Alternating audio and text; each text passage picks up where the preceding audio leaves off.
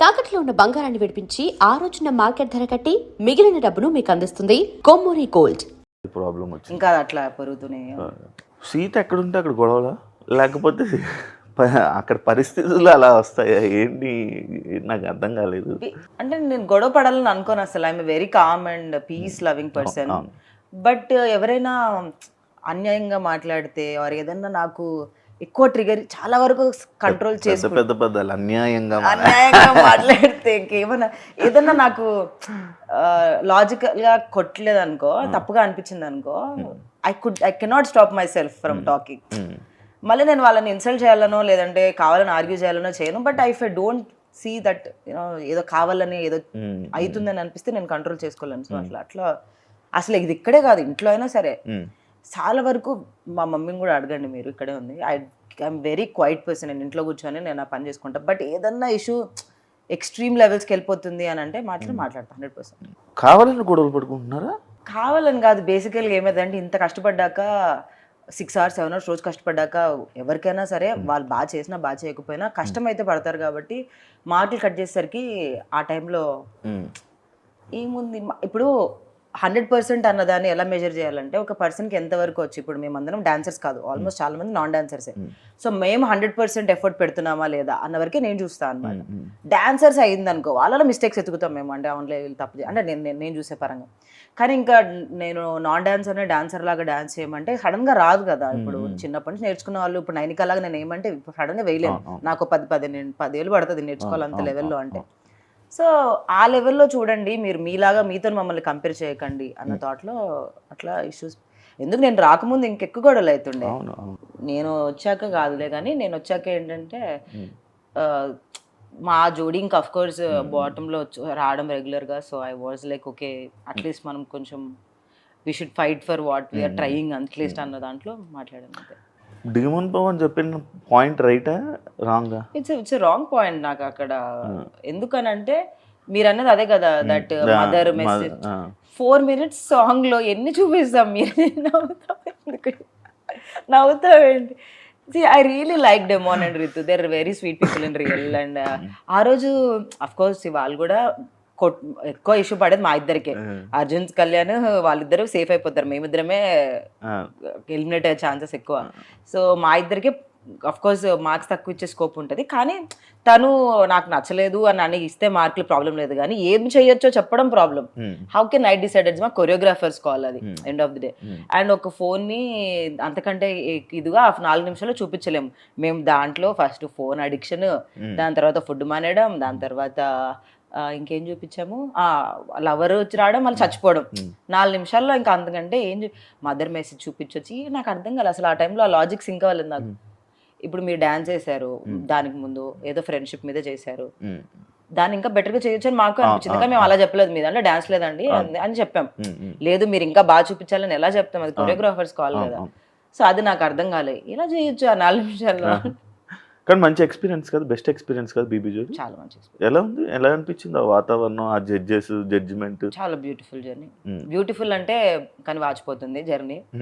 అంటే నేను బేసికల్ గానే not impacted by comments, not impacted by negativity and all that. అలవాటే అంటే మరి నేను ఎక్కడి నుంచి వచ్చాను, శివ 7 hours నుంచి వచ్చాను నేను. మనకి ఎప్పటి నుంచి అలవాటు, ఇది 10 ఏళ్ళు అవుతుంది. సో నాకు అవన్నీ not affected by comments and all that. But ఎక్కడో మనలో కాంపిటేటివ్ స్పిరిట్ వచ్చేస్తూ ఉంటుంది అనమాట. బాగా చేయాలి ఎంత కాదనుకున్నా కూడా ఆ కాంపిటేటివ్ స్పిరిట్ వస్తుంది. బేసికల్లీ నేను అంత కాంపిటేటివ్ స్పిరిట్లో ఉండను, వెరీ ఏం జరిగినా మన మంచికైనా స్కోప్లో ఉంటాను. బట్ అలాంటిది నాలో కూడా కొంచెం కాంపిటేటివ్ స్పిరిట్ తెచ్చింది బీబీ జోడి.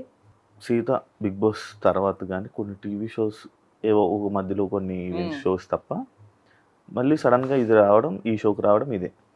ఎందుకు గ్యాప్ నువ్వు తీసుకున్నావా లేకపోతే వచ్చిందా? దేని మీద ఎందుకు తీసుకుంటాము? సేవ్ నేను అప్పటికి ఎవ్రీ వీక్ ఎవ్రీ మంత్ ఒక 1 or 2 ఈటీవీ షోస్ చేస్తూనే ఉన్నాను. రాలేదు నాకు ఆపర్చునిటీ, ఏ టీవీ షోకి రాలేదు. సో చేయలేదు. ఈటీవీ వాళ్ళు పిలిచారు, జబర్దస్త్ కూడా చేశాను యాక్చువల్లీ 2 episodes 3 episodes చేశాను. బట్ టీం తీసేయడం వల్ల నేను అక్కడ నుంచి వెళ్ళిపోవాల్సి వచ్చింది. బట్ రాలేదు టెలివిజన్లో ఆపర్చునిటీ. అండ్ లక్కీలీ నాకు మూవీస్ ఉండే, లాస్ట్ ఇయర్ సింగిల్ అండ్ కేరాంప్ 2 ఉండే. So I was mainly focus there. But నేను టీవీ షోస్ వద్దని అయితే ఎప్పుడు చెప్పలేదు, వచ్చినట్టు చేశాను, బట్ రాలేదు. అంటే సినిమాల కోసం ఇలాంటి టెలివిజన్ షోస్ అనేది కొంచెం దూరం పెడుతూ ఉంటారు అనమాట కొంతమంది ఆర్టిస్టులు. ఎందుకంటే నీకు బేబీ సినిమా తర్వాత ఒక మంచి ఆపర్చునిటీ అండ్ మంచి ఫేమ్ రావడం ఇది జరిగింది కదా. ఇంకా అది అనుకోనే ఈ గ్యాప్ తీసుకోవడం కానీ ఇలాంటివన్నీ జరుగుతున్నాయా, లేకపోతే ఎందుకు నీకు ఆఫర్లు రావట్లేదు అనేది నా పాయింట్. ఐ డోంట్ నో, నాకు రీజన్ తెలియదు, నేను ఎవరిని ఎప్పుడు అడగలేదు. సో లేదు, నేనైతే సినిమాలు వచ్చినాయి కదా అని టీవీ షోస్ పక్కన పెట్టడం అనేది ఎప్పుడు అట్లాంటి బిగ్ బాస్కి వెళ్ళకూడదు. బట్ బిగ్ బాస్ నుంచి బయటకు వచ్చిన తర్వాత టెలివిజన్ నేను రెడీగానే ఉండే. బట్ మేబీ నాకు తెలియదు వాళ్ళకి నేను కరెక్టో కాదో టెలివిజన్ కంటెంట్ కానీ వాళ్ళు కూడా ఒక థాట్ ప్రాసెస్ ఉంటుంది కదా. సో మేబీ కాదేమో, నాకు తెలియదు. బట్ నాకు ఇంతవరకు రీజన్ అయితే తెలీదు. కానీ మూవీస్ వల్ల పక్కన పెట్టాలని కాదు, బేసికల్గా అంటారు ఎఫెక్ట్ పడుతుంది అని చెప్పి. But again bread and butter కదా. So I never thought television is a bad choice. I was okay with doing television also. ఏదొస్తే చేద్దాం అన్న థాట్లోనే ఉండే. లక్కీగా సారీ అన్ఫార్చునేట్లీ రాలేదు. లక్కీగా కాదు. బ్రెడ్ అండ్ అది నీకు ఇష్టమా? బ్రెడ్ అండ్ బటర్ అంటే డబ్బులు అని అర్థం. కావాలని దెబ్బలు పడదని నీకు. మణికంఠ అనేది ఏంటి కథ అసలు? మణికంఠ ఏమో ఒక షోలో ఫోన్ చేసి ప్రపోజ్ చేస్తాడు, ఒక షోలో ఆ షోలోనే ఎప్పుడు మ్యాక్స్ ఇక్కడ వీడియోస్ పెడుతుంటాడు. ఏంటి అసలు మీ ఇద్దరు బాండింగ్ ఏంటి? బిగ్ బాస్ నుంచి బయటకు వచ్చిన తర్వాత బాగా క్లోజ్ అయిన వాళ్ళలో మోస్ట్లీ విష్ణుప్రియ నాకు, తర్వాత మణికంఠ, నబీల్ అండ్ నైనిక చాలా ఎక్కువగా బాండ్ అయిన వాళ్ళు, బాగా తిరిగిన వాళ్ళు, బాగా కలిసి మేము బాగా చిల్ అయిన వాళ్ళు. దాంట్లో మణికంఠ ఎస్పెషలీ మా మదర్కి ఎక్కువ క్లోజ్ ఎందుకు అయ్యాడంటే he doesn't have mother and పేరెంట్స్కి దూరంగా ఉంటాడు. ఇక్కడే ఉంటాడు మా ఇంటి వెనుక, మీకు తెలుసు కదా మణికొండలో. సో వాడి మధ్యలో ఒకసారి ఫుల్ హెల్త్ ఖరాబ్ అయిపోయింది అనమాట హాస్పిటల్లో ఉన్నప్పుడు. వాడు బయట ఫుడ్ తినడం వల్ల అలా అయిందని మా మమ్మీకి చెప్పాడు. మా మమ్మీ ఇంకా మదర్ బీయింగ్ మదర్, ఎవరి మదర్ అయినా షీజ్ లైక్ ఎందుకు బయట తింటున్నావు, మా ఇంటికి వచ్చి తిను రోజు అని చెప్పడం అన్నది అనమాట. అండ్ నన్ను అడిగాడు రావచ్చారంటే ఏముంది మనం వండుకున్న దాంట్లో ఒకరికి ఎక్కువ వండడమే కదా, దాంట్లో ఏముంది అని చెప్పి. అండ్ బీబీ జోడి కూడా వాడికి జరుగుతుంది సైమల్టేనియస్గా. సో వాడు అలా రావడం జరిగింది అంతే, ఏం లేదు దానికి మించి. But yeah we're really good friends.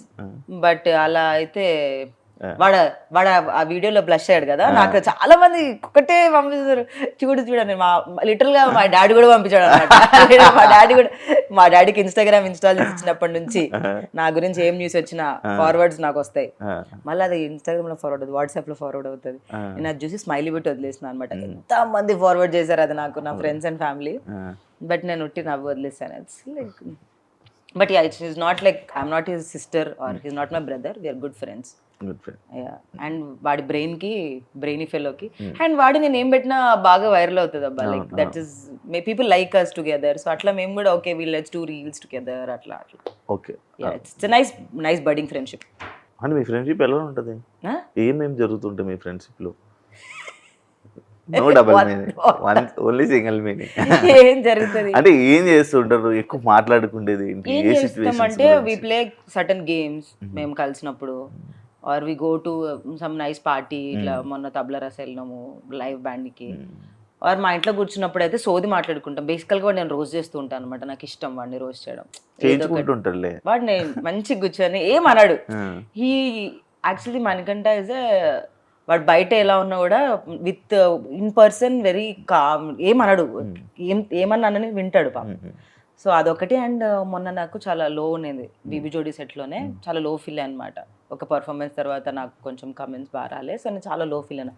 వాడు అర్జెంటుగా కార్ వేసుకొని పాపం సెట్కి వచ్చాడు నా దగ్గరికి, వచ్చి నన్ను కూర్చొని నాతో మాట్లాడి యూనో దట్స్ హౌ నాకు కాల్ చేశాడు. ఏం జరిగి వాడికి ఇన్ఫర్మేషన్ వెళ్తుంది అఫ్ కోర్స్, ఎప్పుడు కనిపెట్టుకొని ఉంటుంది అనమాట ఏం జరుగుతుంది ముందు ఎపిసోడ్లో అని. మా ఎపిసోడ్ కాకపోయినా వాడు కనిపెట్టుకొని ఫోన్ చేశాడు. ఏంట్రా అంటే ఏం లేదురా ఐమ్ ఫీలింగ్ లిటిల్ లో, ఐమ్ లే నా 100% ఇస్తున్నా సరిపోవట్లేదు, ఇంకేం చేయాలో నాకు తెలియదు, కాళ్ళు ఆల్రెడీ వాచిపోతున్నాయి ఎవ్రీ డే అని అంటే వాడు వచ్చేసాడు సెట్. బాగా కేర్ చూపిస్తున్నాడు నీ మీద. నా మీదే కాదు వాడికి, అందరి మీద అంతే కేర్ ఉంటుంది. అమ్మాయిలు అబ్బాయిలు నాకు తెలియదు కానీ అందరి దగ్గర అంటే అట్లా కాదు, వాడు బాయ్స్ కి కూడా చూపిస్తాడు కేర్ అంటున్నాను. మీరే ఒకరు నన్ను ఇలాంటి వాటిలో ఇరికేయకండి అయ్యా అలా అనలేదు. వాడు ఎవరైనా వాడు క్లోజ్ అనుకున్న వాళ్ళు ఎవరున్నా వాళ్ళ దగ్గరికి వెళ్ళి అలానే కేర్ చూపిస్తాడు. ఓకే, సిరీస్ వల్ల నీ ఫాస్ట్ లో చేసిన సిరీస్ వల్ల నీకు ఏమైనా మూవీస్ ఎఫెక్ట్ అవుతున్నాయా ఇప్పుడు? ఏం లేదా? 7 Arts వల్ల అంటున్నారా? I don't think so. Actually నాకు 7 Arts వల్ల చాలా సినిమాలు వచ్చాయి తెలుసా, ఇప్పుడే లేవు. ఒక సినిమా తర్వాత సినిమాలు రావాలా, నాకు 7 Arts వచ్చినప్పుడు 7 ఫిల్మ్స్ వచ్చాయి, 7 or 6 ఫిల్మ్స్ వచ్చాయి. కానీ లాక్డౌన్ వల్ల చిన్న బడ్జెట్ ఫిల్మ్సే పోయినాయి. బట్ 7 Arts వల్ల నాకు 6 ఫిల్మ్స్ వచ్చాయి. మళ్ళీ సినిమాలు చేస్తున్నప్పుడు అన్ని సినిమాలు రావట్లేదు మళ్ళీ నాకు. మీకు అర్థమైందా? బేబీ చేశాను, కేరమ్ చేశాను, సింగర్, నాకు ఎక్కువ సినిమాలు రావాలి కదా, ఎందుకంటే అన్ని హిట్ ఫిల్మ్స్. బట్ అట్లా ఏం లేదు. 7 Arts చేస్తున్నప్పుడే 6 సినిమాలు అప్పట్లో మరి యూట్యూబ్ ఫుల్ బూమింగ్. కానీ ఇప్పుడు ఎందుకు లేదు, అది తీస్తారా 7 Arts?